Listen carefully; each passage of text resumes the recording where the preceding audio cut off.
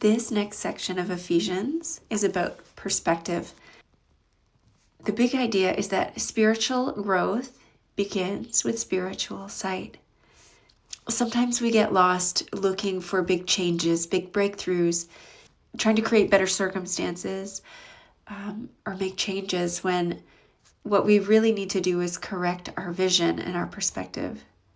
So you may be praying to God and saying, nothing's changing, when really you're just stuck because you're not seeing everything clearly. Sometimes we think the problem is the pressure around us. We think we're being opposed. We think we're delayed. We think our circumstances are to blame. But what if the real issue is the way we're looking at things? So instead of praying for protection or provision or for comfort, we can pray for sight. Because when your perspective shifts, everything shifts.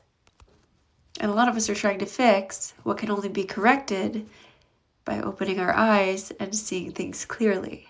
Revelation is when theory becomes truth, and truth becomes reality.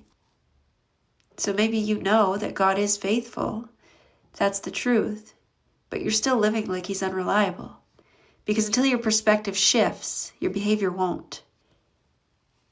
If the enemy can distort your view of God, he doesn't have to destroy your life. You'll sabotage it yourself. So what story are you telling yourself right now? Have you been telling yourself that you're behind in life, that you're underqualified for something, that you're undervalued, you're no good, you're forgotten?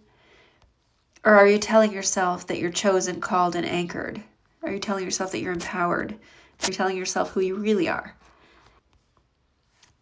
Your perspective determines the narrative that you tell yourself in your head, which also determines your stability. And some of us are exhausted because we're living inside the wrong story.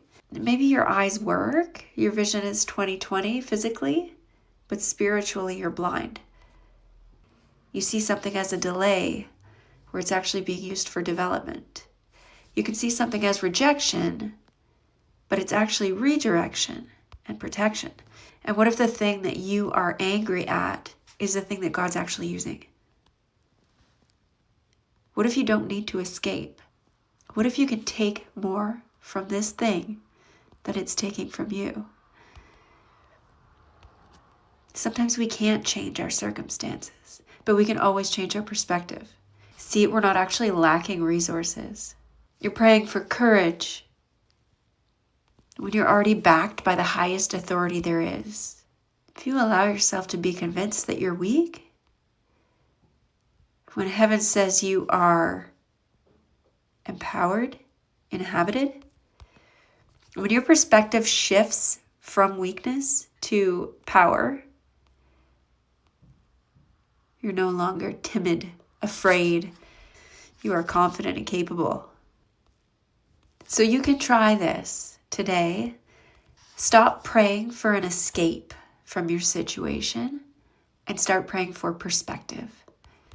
And as soon as you make that shift in perspective, you might start walking completely differently.